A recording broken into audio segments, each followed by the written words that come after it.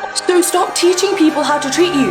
Stop asking that guy to act right and fix up. Stop teaching that guy how to be emotionally intelligent. Stop asking them if they're gonna ask you on a date. Because if I have to fight for your attention, then fuck your attention. If someone is not a hell yes about you, then you need to be a fuck no about them. Period. You are 6 months away from an entirely different life if you choose to be. Hell, it could be 2 months if you really double down and go for it. Some of you hear that and are already rolling your eyes. Your brain's probably racking up every reason that you can't do that. Your job, your schedule, your bank account, the people you disappoint, the fears you'd have to face, all the things you'd have to give up. And honestly, you're probably right about most of it. The obstacles are real and the discomfort is inevitable. But the life you want, the version of you you keep imagining, keep longing for, that life exists on the other side of each and every one of those excuses. Your family might not approve. Your friends might not get it. You might look stupid. You might be broke, tired, and scared. That doesn't sound half as bad as living a life you know you don't want. You don't need perfect circumstances or unwavering confidence to change. You need commitment. Commitment to the person you want to be and the life you want to build. Time will pass either way. So choose wisely. 90% of your self-doubt will disappear when you realize that there's no audience to perform for. There's no approval to attain. There's no human to convince or impress other than yourself.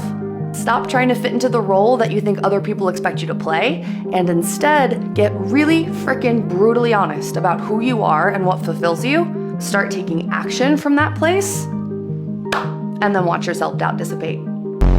The reality is so much different than the way it is in your imagination. And that's the way it is for everything.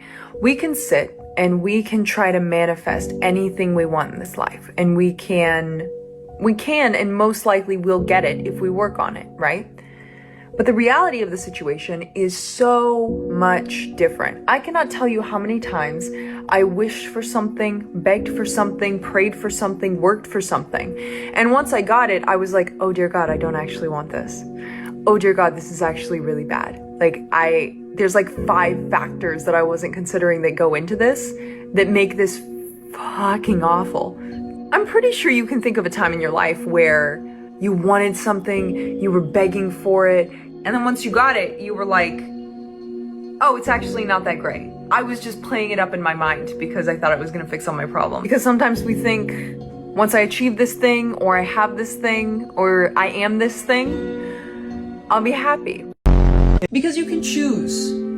You have the But I think it's better to be alone than with the wrong friends, because the wrong friends can make you feel like the smallest person on earth. And when I had the wrong friends, if I was still friends with them today, like, I wouldn't be sat here doing this at all, because I felt like the smallest, weirdest person. Like, they never stopped to think about how what they said would make me feel. And I grew up with these people and they made me feel weird. Like, when I knew them, the first word that would spring to my mind when I would try and describe myself would be weird, or lame, or boring, or shy.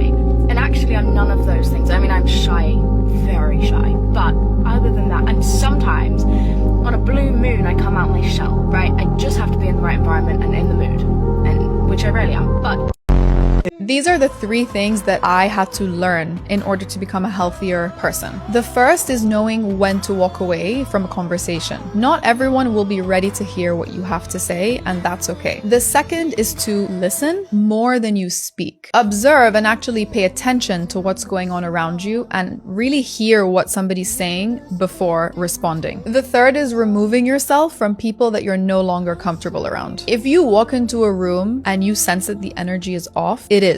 You don't have to explain it to anyone and you don't need to justify it. You should trust your instincts and leave. If you always do what you always did, you'll always get what you always got. Okay? Sometimes you're the villain in other people's stories because you would not allow yourself to become their victim.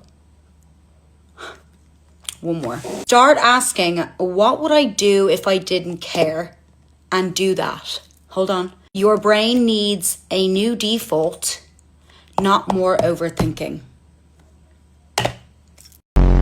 Be like a pineapple. Stand tall, wear a crown, and always, I mean always, be sweet on the inside. I know one thing for sure, and that's if you want peace in your life, then you have to learn to be okay with being misunderstood. Stop fighting to be seen, heard, or approved of by those who are incapable or simply uninterested in seeing your perspective. People can only meet you and understand you as deeply as they've met and understand themselves. The more that you try to change their level of perception, the more peace that you give up. So simply, learn to let it be. When someone comes to you for help and you're always the one helping them, they will end up resenting you for it because they think that you think you're better than them. Imagine you have 2 glasses of water, right? This is you, this is your energy, this is the person you're trying to help. You pour into them a little bit. Okay, that's good. You're still left with this, but you feel a little more drained. You start pouring more and more and more and more and more. That's it. This is you now. It leaves you empty. It leaves you broken. This other person is full. And believe me, this person will keep coming back to you because they do not feel alive on their own. They need you to feel good. That's why they're coming back. Someone that is toxic, that is constantly coming back to you is not a compliment.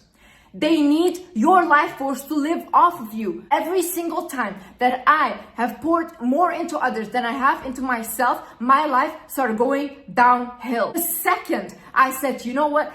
I am gonna fully focus on myself now. This is the year that I fully focus on myself. I got every single thing I've ever wanted like this. Fast, guys, fast. You are draining yourself of your energy. There is no enemy. You are your enemy. Trust the timing of your life. That is simply it. Sometimes I try to play God and I'm like, well, I know best and it needs to work out this way. And if it doesn't work out this way, then it's wrong. No. I firmly believe when you surrender to the timing of your life, magic unfolds, magic happens. I have seen it. When I've released the reins, when I've said, okay, I'm co-captain, I'm still on the ship, but you've got a better plan than me, higher self, God, take over. And there's such a relief in that. And I've really been trying to embrace that because I'm in alignment. I'm doing all the right things. I know it. I'm doing my best every day, trying to. And when I don't, I apologize and I try better next time. But now I think the next phase of my life is really trust the timing of my life. And I'm really gonna try to challenge myself more, do more things that scare me, and really be okay being more visible. And by that I mean not being afraid of world perception or what people think of me. I feel like that is not what's tying me down. I just feel like there's gonna be so much freedom in just being like, okay, I did this, let's see what happens. I don't have time to hate someone while I'm busy building myself up. I either love you or I don't give a fuck. I'm not everyone's friend. I talk with everyone, I laugh with everyone, but I'm not everyone's friend.